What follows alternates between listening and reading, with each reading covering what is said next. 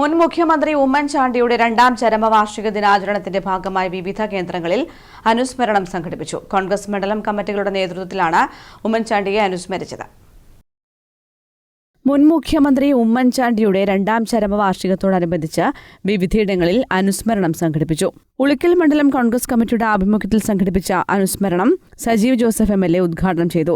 DCC general സെക്രട്ടറിമാരായ baby Tholani, Benny Thomas, block Congress committee president AJ Joseph തുടങ്ങിയവർ സംസാരിച്ചു.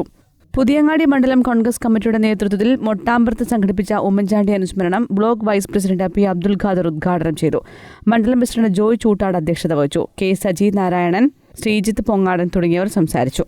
മാടായി മണ്ഡലം കോൺഗ്രസ് കമ്മിറ്റിയുടെ നേതൃത്വത്തിൽ സംഘടിപ്പിച്ച പരിപാടി വെങ്ങര കസ്തൂർബ വായനശാല പരിസരത്ത് കോൺഗ്രസ് നേതാവ് മോഹനൻ കാക്കോപ്രവർ ഉദ്ഘാടനം ചെയ്തു.